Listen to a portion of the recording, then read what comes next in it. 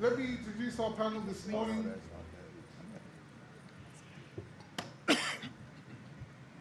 Briefly and quickly, with your permission.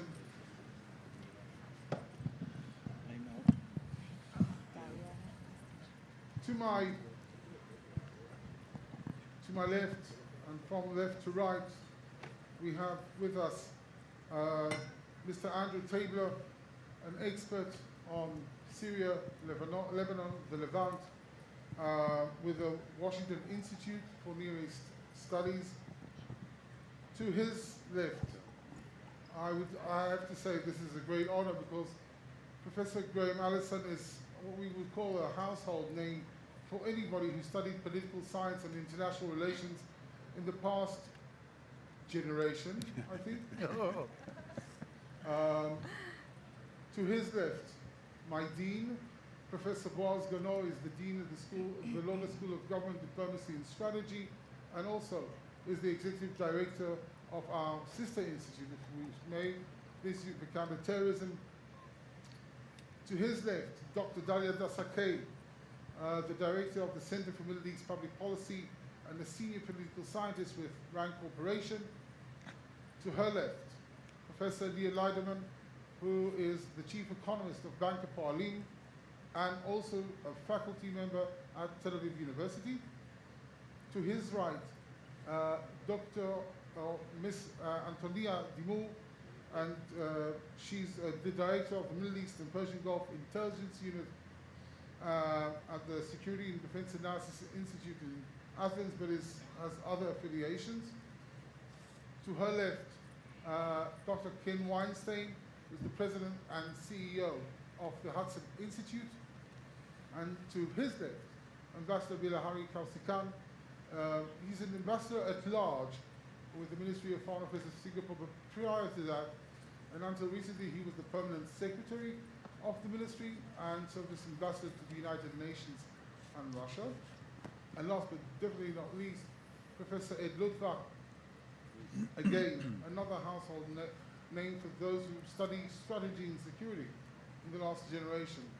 So with this stellar group, we wish to start, and if we can have the presentation uploaded,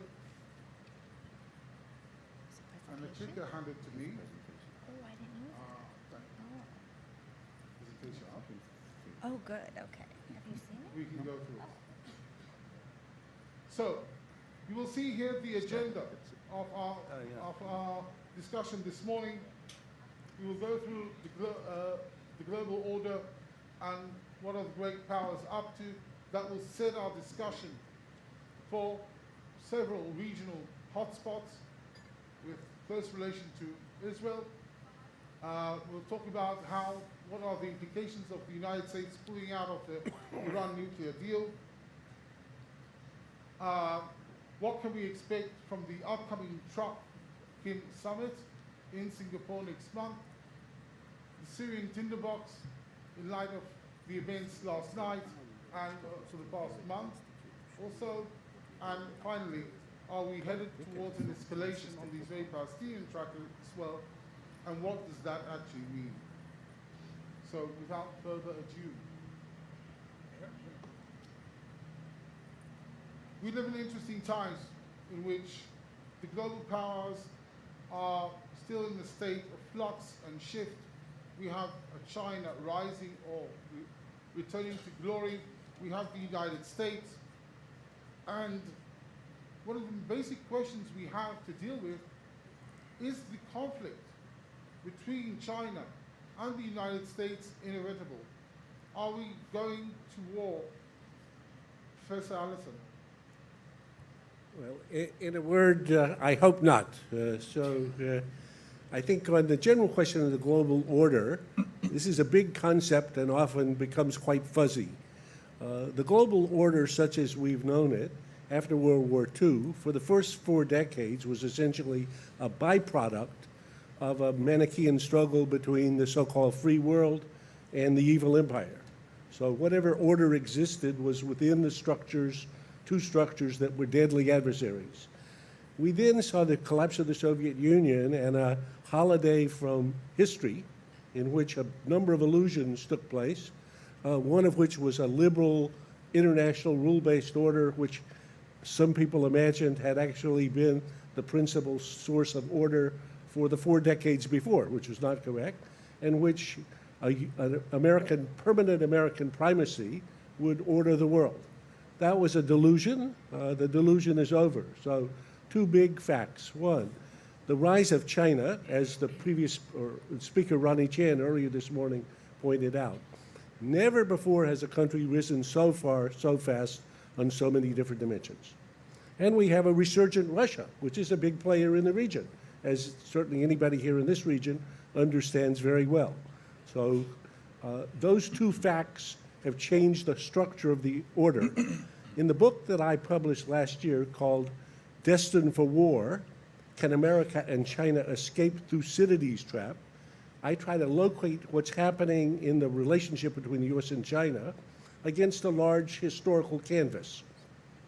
So as Thucydides taught us, when a rising power threatens to displace a ruling power, generally the outcome is war.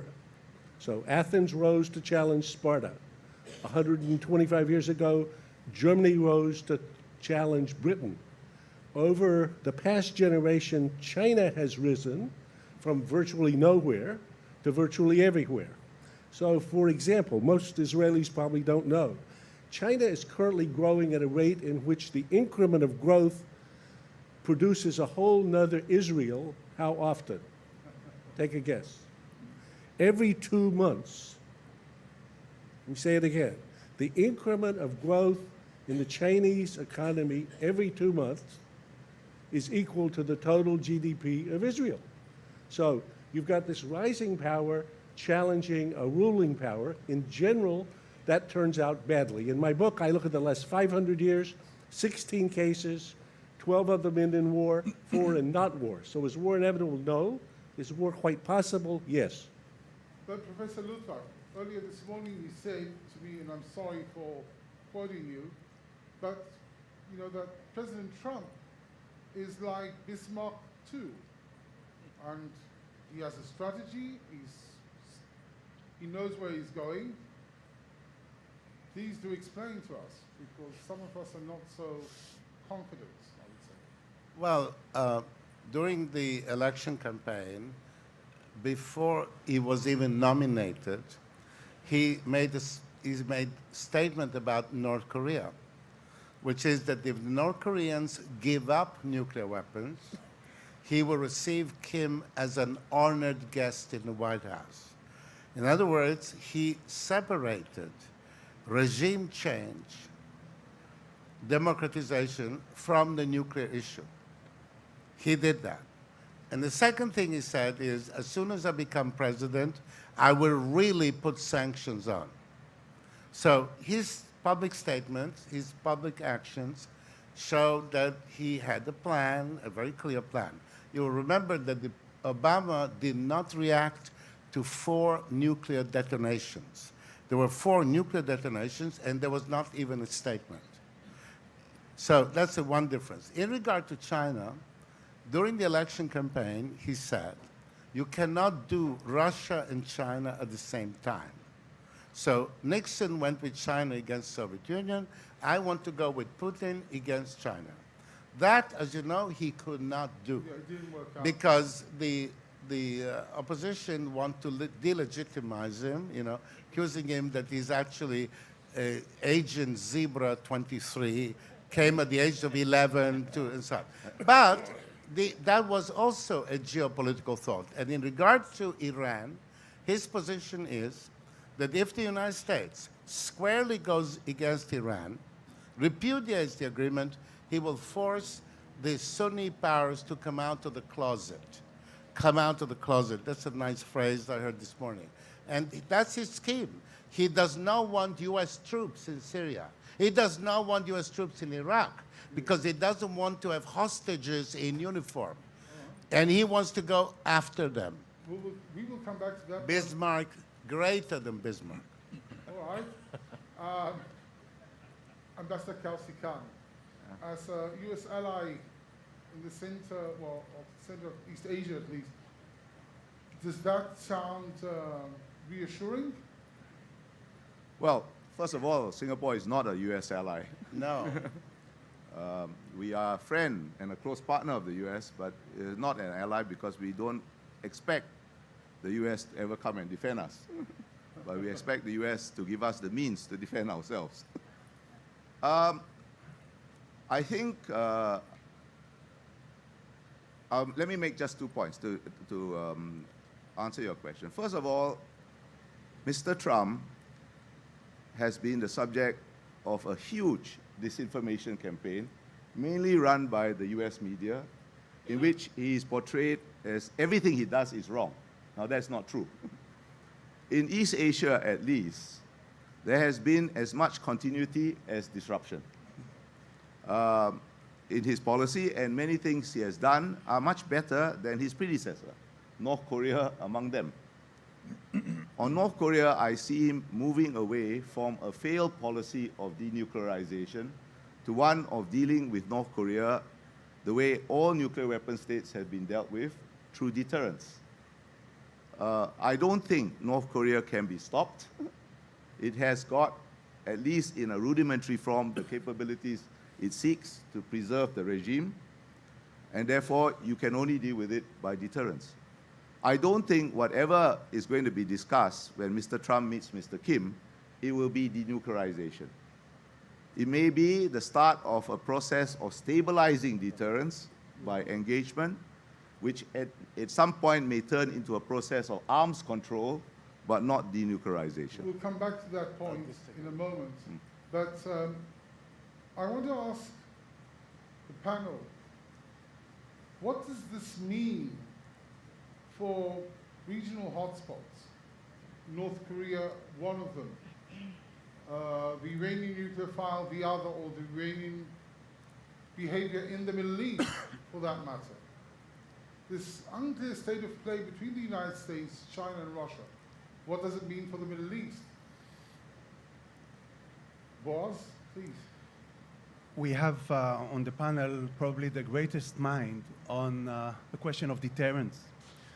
And I think that we are now finding ourselves in the game of deterrence globally, as you speak about, between Russia, United States, locally or regionally between Israel and Iran, and so on and so forth. The essence of deterrence, the basis of deterrence is the belief that the enemy, the opponent, the other side is a rational actor.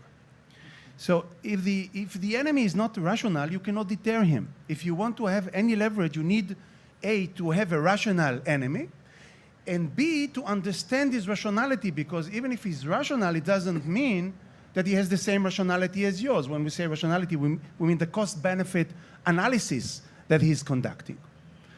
Well, I tend to believe that Mr. Putin is a rational actor.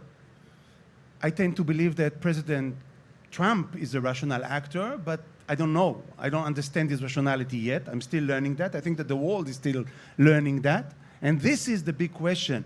Answering your question, is it inevitable conflict or not?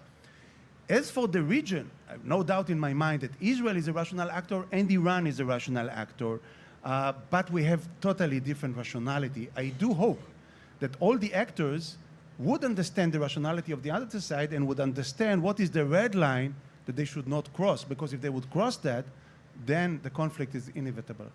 But we are living in a bit of changing times, also of what is the main outlook of how people understand the world. Professor Leiderman, when it comes to the era of globalization, are we still there? Are we still in the era of globalization? Yeah, I guess you spoke at the beginning about the issue of junctures. And to my mind, and this is something that Minister Lieberman mentioned, we are in a world in which there is a lot of discontent by the middle classes, and especially where they still exist.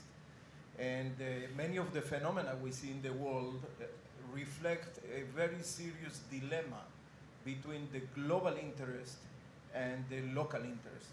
And it is in this light that we have to see the rise of the right-wing forces and the populist political forces all over Europe. And so I guess it's going to take some time before the world lives, and also my profession, economics, the old paradigm of just globalization, and find the new paradigm of how to correctly optimize between your local national interests and the global interests. Now, in terms of your previous point, I believe that, yes, we are on the world on our way to a new world economic order, and the essence of it is no doubt the rise of China and the rise of Asia at the expense of some sort of decline of the West. Part of it reflects demographic trends, if anything. Israel, in my modest view, is very well positioned in terms of this transition process, because as we know, we are very well treated by most Asian countries, especially China, India, that want to learn a lot from our successes in all areas, but we keep, of course, our close relations with the West, with the US and other places. So I guess that would answer also your previous question. Dalia, you wanted to... Yeah, I just, thank you so much. I want to make the point, at RAND we've been doing a lot of work, some of my colleagues, on the international order and some of the threats to it. And I think, one of the findings, it's under tremendous strain, and a really good number to look at here is, currently about 8 out of the top 11 GDPs in the world are in the U.S. alliance structure, and by 2050 that number drops to 5. So I think we need to deal with the reality that this is not likely going to be a U.S.-led order indefinitely. And that brings me to my second point, which is I hear a lot of happy talk about President Trump here at this conference. And I think I agree with Boaz here. We don't know yet. I don't think we should personalize U.S. foreign policy. The trends of declining U.S. power and some of the threats to it go way beyond this current president. But I will say, just because he's fulfilling campaign promises doesn't make him any less dangerous. I think he is actually accelerating the decline of the United States. His actions are isolating us more than we have ever been isolated before. We're beating up on our enemies. And I'm not sure we're really dealing with the threats of our adversaries. I'll end on North Korea, which is not my area of expertise. But yes, I fully believe it's a good idea to engage your adversaries. But there's no agreement yet. This process hasn't even started. So before we celebrate the denuclearization of the Korean Peninsula, let's wait and see. Let's wait and see what the result will be. Thank you. All right. I want to move on. Yes, 2 points is 2 fingers. The result of the process will not be denuclearization. It will be a more stable balance of mutually assured That's not what our president says the goal is. Well, presidents say a lot of things that they don't necessarily mean. Yes. Yes. The North Korean and Iran packages were parallel packages. And the message to Kim Jong-un is, you will get everything for everything. Complete denuclearization with U.S. inspectors.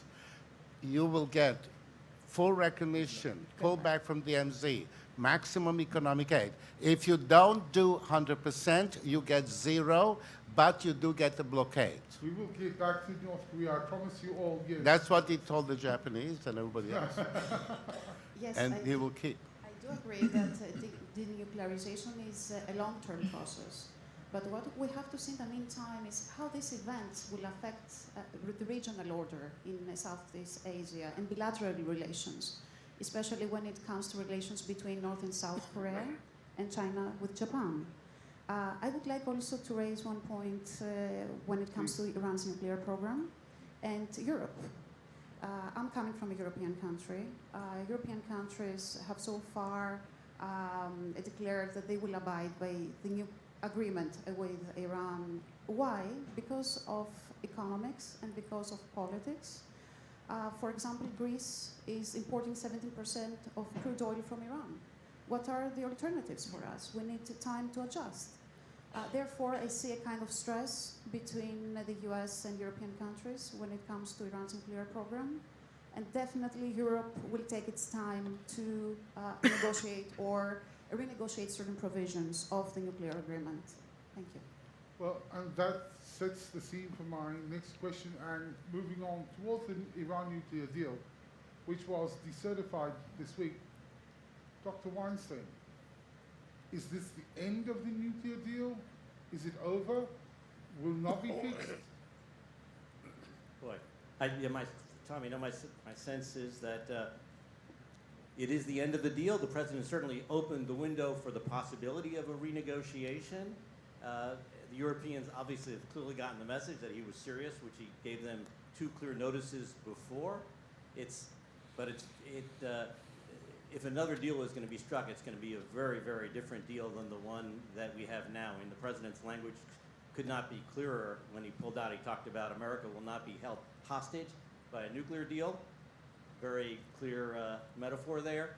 He also spoke very clearly about the IRGC needing to stop its activities, and that that funding to the IRGC needs to be cut off, and that its adventurism has to stop in the region. So it would be a fundamentally different deal, and it's frankly not the kind of a deal that the Iranians would be willing to accept. Okay. Professor Allison? Yes, I think that the decision President Trump announced yesterday was dumb, okay? Dumb. That basically a agreement that had rolled back the Iranian nuclear program from less than a year away from a bomb to more than a decade away from a bomb has now been eliminated. And therefore, the risks that are associated with Iran getting back to a nuclear track that we were facing before the agreement, we're facing today. And for my nickel, the person who has the clearest judgment about this, which I strongly agree with, is the person who shoulders the primary responsibility for Israel's security, General Eisenkot, who's been absolutely crystal clear about the proposition that the agreement had given him a 12 to 14-year window for planning how else to deal with Iran. That window just closed with a great deal of uncertainty. Now, where we go from there, there are many, many paths, some of which are very dangerous, some of which are conceivably a better deal, seems to me highly unlikely. And I think the fact that for the issue that is the most existential threat to Israel and to the U.S. because of the region and because of our interests in the region, which had been frozen for a period of time, has now been unfrozen. Dr. Dassa, Kaye.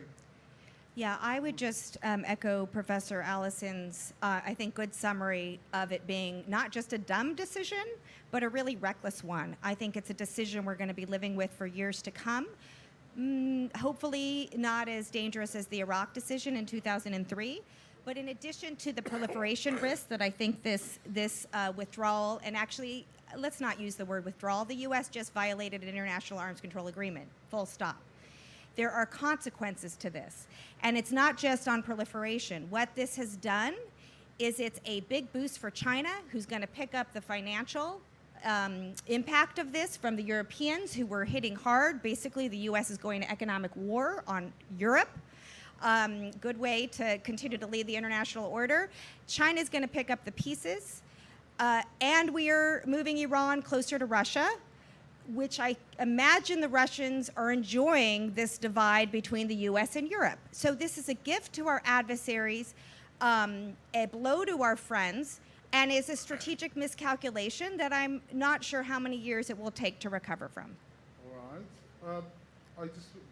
There's another 2 fingers from Andrew Tabor, who hasn't been part of this discussion yet, but I want to also focus a question.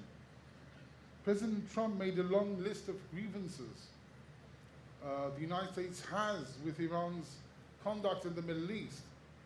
But apart from sanctions, how does the United States intend or not to deal with that remarkable laundry list? Yeah, that's an excellent question. So, there's the deal and what might replace it, and that's going to be debated now and explored. But one of the major rationales for nixing the deal is what was originally baked into the agreement, and that was that Iran would be allowed, without much confrontation by the United States, to expand its conventional capabilities throughout the region. And it did so in Iraq, in Yemen, and particularly in Syria. The problem that we have now is, and I think this is not something I need to explain to any Israelis, you have, President Assad did not win the Syrian civil war on his own steam, as we say. He won it through a military intervention by the Islamic Republic, backed up by Russian aviation and a lot of diplomacy. And this outcome, this order, is unacceptable, it seems to me, to two neighboring countries. One is Israel, and if anybody differs, let me know. And the other is Turkey. And so it really threatens to take this into take the Syrian civil war and turn it into the Syrian war, much like the Lebanon war went from a civil war into something larger. Now, the problem is, Tommy, you're exactly right. The problem is, while we have a strategy until now that confronts Iran and deals with Syria, the problem is that we do not have outlined yet the means to accomplish that. So sanctions will be a key part, but it's going to have to involve some sort of conventional capacity, and it's hard to do that when the prospects for U.S. allies in places like Syria have diminished over time. You're referring to the imminent pullout of U.S. forces? Well, I'm not sure this has been decided. It is still something that's debated. It depends on what kind of forces replace them. But I think there's a real concern about, and it was mentioned earlier, about the issue of are U.S. forces exposed in that environment, or do we do it in a stronger way? Thank you. I noticed two fingers. Professor Luttwak, Ambassador Kausikan, and Professor Ganol. So, Professor Luttwak, Right. we'll start quickly with you. To the point. Within few minutes of the Trump announcement, the State Department put online the list of sanctions, which were the previous sanctions plus new sanctions. Now, the thinking at the Treasury on this issue is influenced by the state of the Iranian economy, which now features 12% inflation and the matched pair 12% unemployment. It also features daily riots, which are somehow not reported, none of which are explicitly political, about the economic situation, in which the only political reference is to Hezbollah. It appears that in about 80 Iranian towns, people believe, wrongly I'm sure, that the reason that their monthly salary is $300 and the cost of living has increased is because of billions or hundreds of trillions going to Hezbollah. You know, they're not very good at numbers. In other words, there is a specific calculation going on in regard to the role of sanctions today as opposed to 5 years ago. And the events in Syria, for example, are playing into Iranian politics, and that is what the Iran team is working on. So they may have a wrong plan. They could be really so silly and foolish, ignorant, retrograde, as people think, but in fact they have an analytical scheme. And Mr. Rouhani appears to agree, because he told Macron in the last 24 hours that Iran will adhere to the agreement. Iran will not violate the agreement because Iran does not want sanctions from the additional signatories. Ambassador Kausikan? Briefly. Very, very briefly and very quickly. I do not doubt that the decision to decertify was not a wise one. If for no other reason, it throws into doubt American commitments to international agreements, and that has global ramifications. I don't doubt that China may be looking to pick up some crumbs from the Middle East as a consequence of that decision. However, I think it is utterly wrong to believe that this is that is a binary framework. China's rise is a consequence of that unique post-Cold War global order. It was the greatest beneficiary, it could be the greatest loser, and I see as much nervousness in China as I see confidence. That too applies to the Middle East, insofar as the end or the decertification nuclear deal creates more uncertainty in this region. I don't think China is particularly happy with that, because its fundamental interest here is energy security, economic opportunity, and uncertainty erodes that for China as much as anybody else. I know, I've seen all the three fingers, if I'm not mistaken. Professor Ganol. Yeah, I think we should be very cautious at this particular period of time to refer to this decision of President Trump as a dumb decision.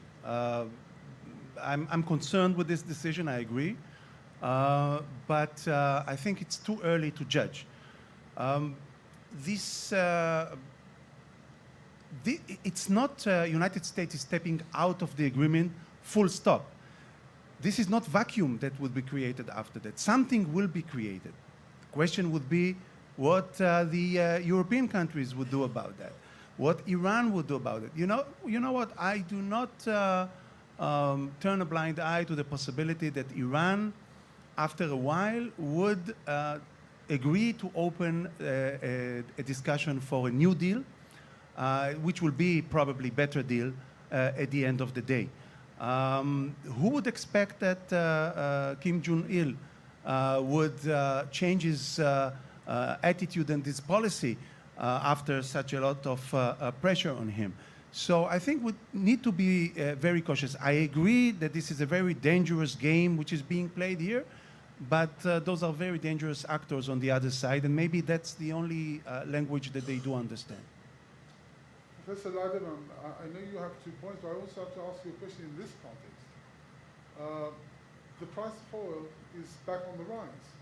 We're now at 70 plus? 76 US dollars. Are we going to go back to 3 digits? Not really. No? Yeah, I guess the only, I checked this morning the markets in Asia and so on, the only economic variable that has reacted so far, including in our financial market, to the events last night and to the escalation, has been the price of oil. The dollar has become stronger, and but not to a very large extent. And I believe that we are in a world in which many oil substitutes have been produced. The world economy is much less dependent on oil than it was in the 1970s or 1980s, and therefore we do not see a price of oil reaching 3 digits whatsoever. Now, I guess the 2 points I wanted to make. The first one is really the point about Europe. I mean, to some extent, President Trump has isolated himself, because it is quite clear that the European leaders are not with him, perhaps for economic reasons and financial reasons, okay? And so maybe what Boaz is sort of hinting at, that there may be a change in the Iranian attitude, maybe this is the role for Europe to rise and to come back to some sort of a more dominant role in world politics from this perspective. The second point is that I guess that if the Chinese wanted something for everybody else to be worried about, and for them to continue their march to more dominance and to becoming a stronger economy, a more educated people, and a world leader in the decades to come, is precisely what is happening nowadays. And from that perspective, I think going back to the new, to the world economic order, clearly, if there is one beneficiary, in my modest view, it is China. We have to start running, but I will come back to you, Professor Allison, but since Professor Leiderman mentioned Europe, I want to ask Ms. Dimo and Ken Weinstein, who follow Europe very closely. What brought the Iranians last time to the table was, at the end of the day, the European sanctions that not only cut on the import of oil, but also cut off Iran from the global economic system. Is there any likelihood that Europe would join the pressure club, would join the United States in applying the pressure that might be needed? Well, I don't think that Europe will take sides. It's going to look after its interests. Therefore, engagement with Iran, as I said before, and provisions of the nuclear program are going to happen. are going to be conducted in the foreseeable future. And what is interesting to highlight is that American President Trump, in his speech, on the nuclear program, he addressed the Iranian people, and he explicitly mentioned that Iranian leaders are going to be willing to sign a new and long-lasting deal. And if and when they do so, he's willing, able, and ready to sign such an agreement. Therefore, perhaps Europe could play a mediating role in bringing the two sides at the negotiating table. That's my perspective with all the items we have on the horizon. Dr. Weinstein? The only way I see that happening is if President Macron takes the lead on this. There was an absolutely shameful visit to Iran led by European High Commissioner Mogherini in January, right after the protests throughout Iran, and the subject of human rights was not brought up. It was as if Mogherini was more afraid of President Trump than she was of speaking to the human rights situation of the people in Iran, and she was accompanied by the foreign ministers of France, Germany, and the United Kingdom. That's the only way I see this scenario working, but I don't see the Europeans at the end of the day choosing Iran over the United States. All right, that's an interesting remark. Professor Allison, and then Dr. Dassa, Kaye, briefly, because then I we make move on to North three Korea. quick footnotes. First, I think the position that the U.S. has enjoyed as the dominant financial market, and therefore having a capacity to put secondary sanctions on other parties, is a power that the U.S. has had, but that I think is likely to be misused in this case. And the Chinese are not going to submit to American sanctions. The Russians are not going to submit to American sanctions. And the interesting question will be what happens with the Germans and the Europeans. And I think it'll be uncertain. And if they fail to yield to the U.S. and join with basically the rest of the parties, this is going to be a big loss for the U.S. Secondly, from a Chinese perspective, as a footnote, a Chinese friend of mine who's in their security establishment I was with about a month ago, and he said to me, he said, Graham, you guys should be much more concerned about Iran. Iran is a great threat to the world. Iran, and I said to him, he said, actually, you should be changing the regime in Iran. I said to him, he was a former student of mine. I said, you son of a bitch, you're trying to get us more deeply into this Senate. He said, you're exactly right, but we don't even have to encourage you. So from a Chinese perspective, nothing would be better than another Iraq in Iran. Dr. Dassa, Kaye? Yeah, I just wanted to speak to the point about the European and the Chinese angle. I think it's important to note that the U.S., the way the president left this agreement, was the worst possible way vis-a-vis Europe. It was a hard exit. He could have taken up, Macron already did present a package deal. There are reports that even Secretary Pompeo was trying to press the president to delay a couple weeks to work on that agreement. The nuclear agreement was not about these non-nuclear issues, but of course there's recognition you need to deal with the non-nuclear issues. That's what people here in this country and the region worry about. You could have used the deal to build on it. We've lost our leverage to do that. And the idea that with the way the U.S. left this deal, you're going to be able to reinstate as robust of a multilateral sanctions regime as you had before 2015 is, I think, absolutely science fiction. I don't think that can happen. One sentence, if I may, Tommy. One sentence. I think there is a common agreement on the panel that the key factor are the European countries and their attitude towards the American decision. Now look from an American perspective.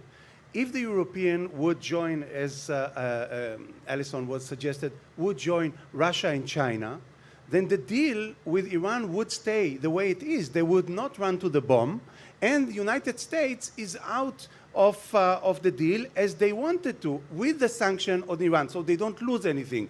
And on the opposition, or the other side, would be that the European countries would join United States, and then Iran would need to open the deal for a better deal for the international community. I have to say that I did not anticipate that we'll be discussing this morning Europe's rising influence in the Middle East, but that's part of the odd world we are living in. Professor Lutwak, the last sentence, because we're moving on to North Korea. At the present moment, Iran exports 2.5 million barrels of oil a day.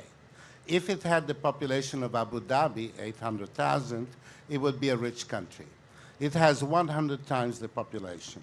Therefore, it has now, today, an Asiatic economy with a GDP, nominal GDP of 3,500 per capita.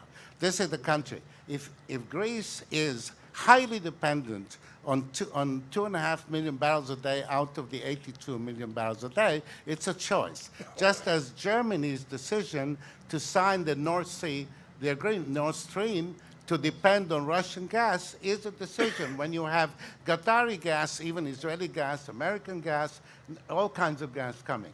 So the Trump administration is looking at allies who choose to make themselves economically dependent and then turn around and say things like, no, we can't spend 2 pennies for NATO. So they are responding. The previous administration had the policy of not responding to any of these things. So this is the difference. It makes people upset and irritated, but the fact is that you will notice that on every China measure, there was complete consensus in the United States. There were no democratic attacks. In regard to China thinks, even though it gores the famous free trade ideology. We're running out of time. We're moving on to the North Korean arena. First of all, this is a piece from Reuters. A day after the declaration, when actually the Reuters already concluded that they have already a denuclearization agreement, which in fact they did not have. But we are moving on to President Trump meeting Chairman Kim, apparently in Singapore next month. I wish you a successful visit, Mr. Ambassador Kausikan. But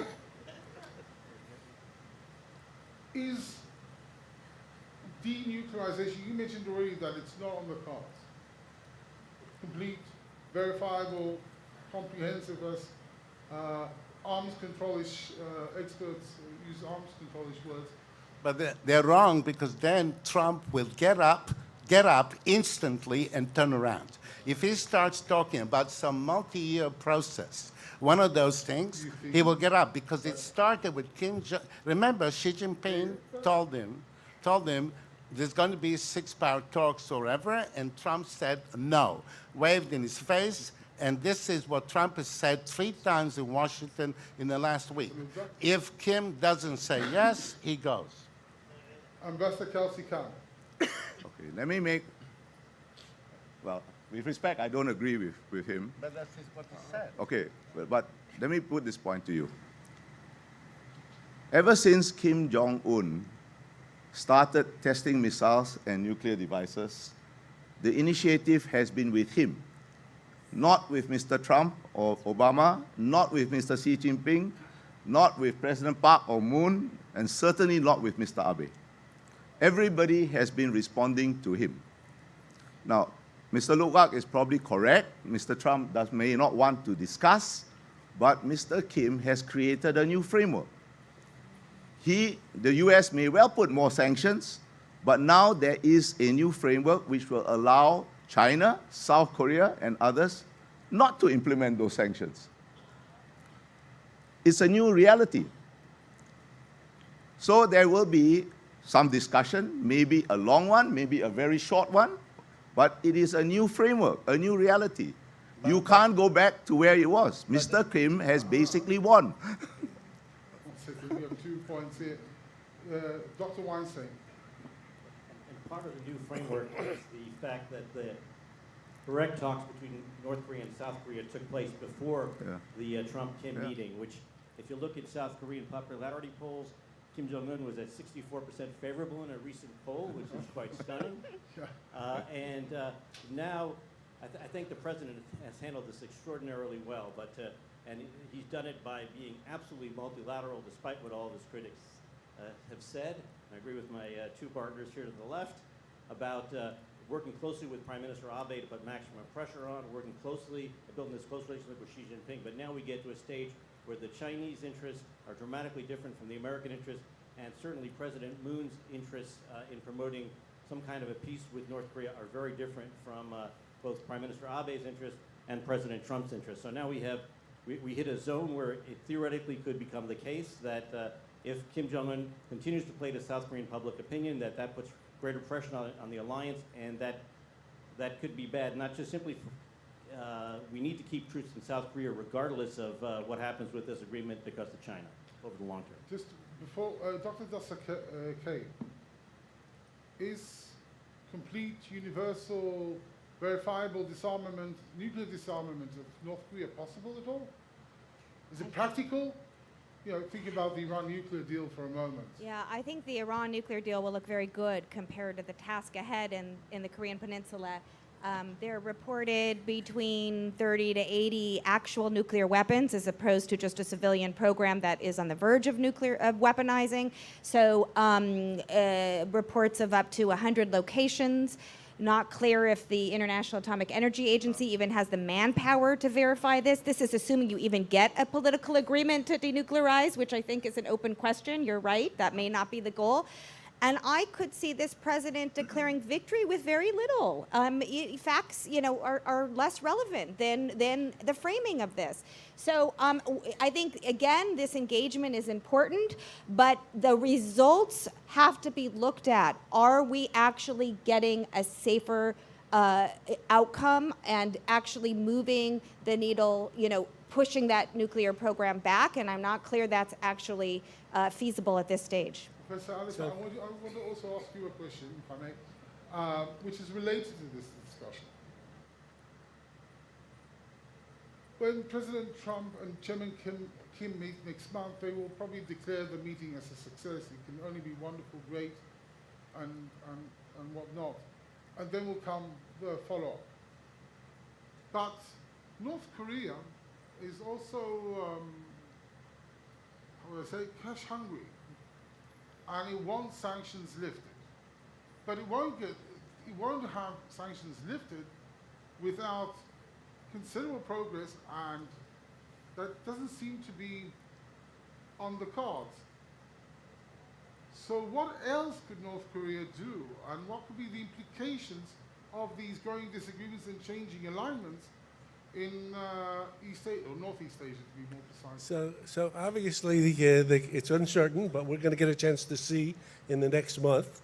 I outlined it before Christmas what I thought was going to happen, and I still think is going to happen. So at the summit, it's going to be declared a great success. Trump is going to call this a great success, and Kim is going to call this a great success, and they're going to have a statement that says there's going to be denuclearization of the Korean Peninsula. There's going to be elimination of all threats in the Korean Peninsula. There's then going to be normalization of relations. There's going to be a peace treaty, and ultimately unification. And they're going to say victory. And every other leader that's got an interest in it is going to declare victory. I call this the 6-win solution. Yeah, but there's no So dates, number to two, they're then going to say there's a few details to work out, Yes. and we've given those to our negotiators. And they're going to be negotiating, and they'll report back to us every 3 months, every 6 months, or whatever. 3, CVID, grandchildren, by CVID, complete, irreversible, verifiable denuclearization, is a complete, irreversible, verifiable delusion. Okay? In our lifetime, not going to happen. And if it's not, you think otherwise, Professor Levite? The maximum estimate for the GDP of the Democratic People's Republic of North Korea is $50 billion. That is $50 billion. The maximum estimate of their defense spending for 900,000 people in some sort of uniform, some ships, some aircraft, satellite in space, nuclear weapons, the maximum estimate is $10.5 billion. If out of that, they're able to have 100 nuclear facilities, in addition to 900,000 soldiers on, then it means we should all shut up shop and just contract to the North Koreans for everything. The reality is that there are very few buildings. The total number of known, possible, probable, maybe installations is small. And those are the installations that President Trump will say, we're going to inspect and clean out. If you don't agree, I'm getting up and going And that is, there was going to be absolutely not the process. That's why he repudiated the Iranian process. The Iranian process. And do remember that the thing got Trump excited early on during the campaign was the discovery that the heavy water removed from Iran was in fact moved to Oman across the water and is guarded by Iranian Revolutionary Guards. That was the moment when Trump said, this must go. When he discovered, right. Sorry. That's fine. The time, the clock is really ticking. North Korea will have all the aid it wants from China to bust sanctions. It will have more discreet aid from South Korea to bypass sanctions. It is not the same situation. But why did they say yesterday? The Chinese declared yesterday that they are maintaining sanctions intact. That They will was- maintain, they will continue maintain the saying UN that. sanctions intact. They will not implement any other kind of sanctions. No, they're and even wrong. the UN sanctions, they are cheating. But they are not cheating. The ones who are cheating are the Russians. The Russians are sending fishing ships South and Korea. exchanging fuel for Korean fishing boat catch. They're cheating. The Chinese are not. I was there along the border watching it with my own 2 eyes. It's a long border, you know. It is a long border. Professor, but here, and what Dr. Weinstein described as changing alignments, is this where real confrontation could start? I want you to follow up on what you thought. Is this where Chinese, American, Japanese, Russian, everything falls apart? Could this be a road to miscalculation? No, look, it conceivably could. This is a gigantic balancing task for the president. It's a gigantic balancing task for Secretary Pompeo, for National Security Advisor Bolton, to keep the South, first of all, to make sure the South Koreans don't decide to go down a separate track, to make sure that the Japanese are fully included, which the Chinese absolutely don't want in the final negotiations here, to make sure that our alliance structure, and it's challenging. The president did this on his trip in Asia, trying to keep our allies very concerned about China's behavior in Southeast Asia together as we try to work with China on North Korea. So there's a significant balancing act, major challenges, yes. Professor Leiderman, very quickly, a bit longer than yes or no, are the risk factors, are these risks factored in today when we look at the projections for continued economic growth in the international system? I believe we will continue to see a world of economic growth. You know, while we are holding this discussion, the assessments and the forecasts about the world economy are pretty strong. Unemployment in the U.S. is the lowest it has been for decades, and we can say the economy is under full employment, the same in Israel. Europe, where unemployment was quite resistant, all of a sudden the unemployment rate is coming down. So the world wants to make progress, to improve the standard of living. Many people want to get a fairer share of the whole cake than it has been before, and this is why the sentiment of the middle classes is quite weak.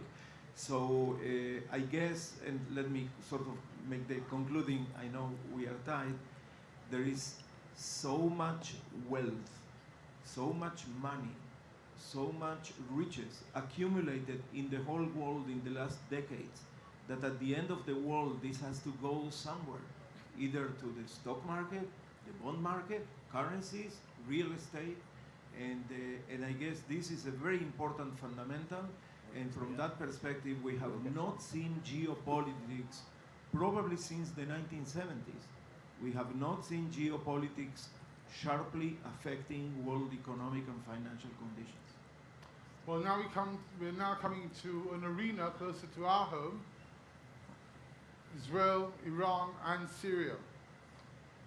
Last night, there was first time, and the Minister of Defense pointed out, this is a dramatic turning point. Professor Gano, is it a game changer? No, I wouldn't refer to that as a game changer yet. As I was saying in my opening words, we are now within a deterrent discourse. And now I'm talking about Israel vis-a-vis Iran. We set red line, they set red line. We said you are not going to be rooted in Syria. They said you are not going to attack our facilities. We violated the red line. They violated our red line.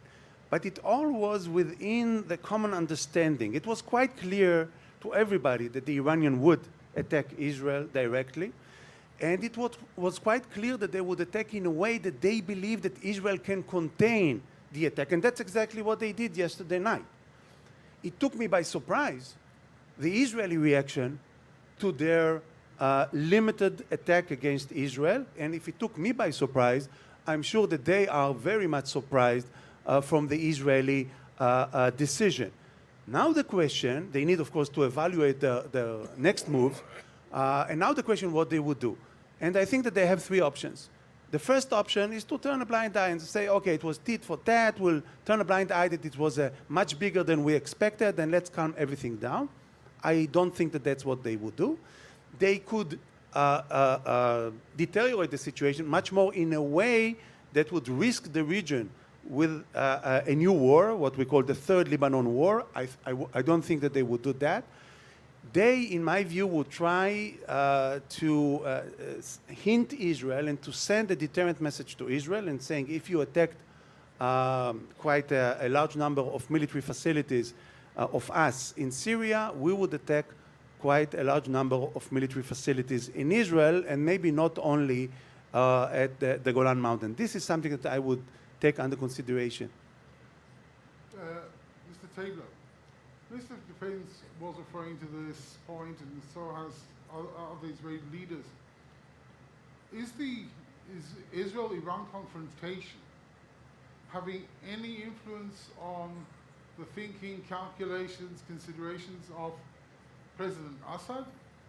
Is it about, is he risking does he understand that he might be risking his own share if he sticks with the Iranians? I would say so far no, not because he doesn't. I think the strikes to him are somewhat embarrassing because he sees himself as the king of Syria or the president of Syria, but the pinpointing Iranian assets inside of Syria satisfies Israel's baseline, I think, in terms of their concerns. But as long as if they're not hitting regime assets at the same time, and they do, there is some collateral damage. Then in more substantially, then I think it doesn't really threaten him. If that circle is widened, however, to hit regime assets more fully by Israel, then perhaps you would see President Assad going in a different direction. But until now, I think he thinks he's pretty secure. I think he thinks that Israel's narrowly focused on Iran, and I think he understands that that Israel's speaking with Russia about how to preserve him, not about how to take him out. Ms. Dimur, but Russia has a broad range of interests in Syria. Energy, geopolitics, and if I look at the region, Israel, Saudi Arabia, implicitly and even explicitly, are trying to convey the simple message to Russia: your relationship with Iran is costing you more than you're getting out of it. Yes, you're absolutely correct. Russia maintains energy interests in Syria, and it looks eager to maintain those interests in all possible means. This has been particularly evidenced by the fact that energy giant Gazprom has taken over exploration and drilling rights from Russian state-controlled Soyuz-Neftegas, which in 2014 signed an agreement with the Syrian government that concedes exclusive exploration rights within Syria's exclusive economic zone. At the same time, we have also to see the Iranian factor in that regard. Iran has supported the construction of the Islamic pipeline. It's the Iran-Iraq-Syria pipeline, originally signed in 2011. It's a multi-million pipeline project, and it foresees the transportation of Iranian gas through the Persian Gulf to Iraq, then to the Lebanese and Syrian coasts, with Europe being the final destination. Sounds like the Shia Hussein, but in pipelines, yes. Yes. So the pipelization of Syria is an aspect that feeds armed conflict among competing partners. That's true. I thank you. Yes, Dr. Dassa Kaye? Yeah, I just think it's important. I think this was stated in earlier panels. The Russian and Iranian interests in Syria are not completely aligned, and that's important to remember. The Russians have a lot of economic interests, as I think was rightly noted. Certainly, they are quite invested in the survival of the Assad regime. But I think given the agreement that President Putin and Prime Minister Netanyahu seem to have, giving Israel pretty free rein if they're targeting directly just Iranian assets or weapon shipments to Hezbollah, that the Iranian presence is less of a red line for them. So I think the problem with this situation is the risk for escalation is very high. If the perception that those Iranian targets move to Assad regime targets, the bets may be off in terms of the Russian agreement with the Israelis. And I think the escalation last night is worrisome. And last point, the shadow of the nuclear deal is not the cause for this, because I think, as Boaz rightly pointed, the Syrian dynamic has its own logic. But the Iranian restraint may be less, given the fact they have less to lose now. If the European angle dries up and they don't have that option anymore, there will be fewer restraints from the Iranian perspective. They're being attacked economically by the United States, and they're militarily being attacked by Israel. They're in a vulnerable position, and they may lash out. Well, I'm going to turn to you. Because we're coming now to the last arena, and we have less than 4 minutes to wrap that up, but we'll try. We have mentioned this several times this week. We have 3 mega events next week. We have the move of the US Embassy. We have the ongoing riots, the promise of 1 million shaheeds or martyrs march to Jerusalem on May 15, that day of tragedy for the Palestinians, the establishment of the State of Israel. And then subsequently the Ramadan starts. Are we reaching a turning point? Is this going to be a game changer along the Israeli-Palestinian line, and how does the Northern Front affect us? I wouldn't use the term turning point. There would be an escalation, no doubt about it. But if you ask the question, where did Hamas, it was all planned. Hamas had a very concrete plan for the last month and a half. And you should ask the question, where did Hamas want to be on that very day just before those 3 big events? He wanted to be in a totally different situation. He expected that from Friday to Friday, those violent demonstrations will escalate. They will bring more people to the border. Those people will challenge the Israeli soldiers. What happened is exactly the opposite. From Friday to Friday, the number of participants went down. The participation of the Gazans, the Palestinians living in Gaza, is lower and lower. So no doubt that everything will come to the climax in the coming few days, but I think that this climax would not be regarded as a game changer or a turning point. And to your 2 regional experts, in a way, to Mr. Tabler and Ms. Dillon, the ripple effects of what might come up with Jerusalem's being celebrated in our neighborhood. 45 seconds each. Sorry, but this is how it works. Mr. Tabler. Well, I mean, there could be ramifications because the Israeli-Palestinian issue is still an important one for the region. However, I think in the shadow of the threat of Iran, those concerns have diminished. I think we've seen muted responses out of the Arab Gulf in some respects. We'll have to see how the what the popular reaction is to all of this, and then we can gauge a little bit about to what degree the leaders are just going to draw a line under this and move on. I think many Gulf allies accept that the U.S. has moved its embassy, that it's not going to move it back, and that they're going to have to move on against Iran. Thank you. Ms. Dillon.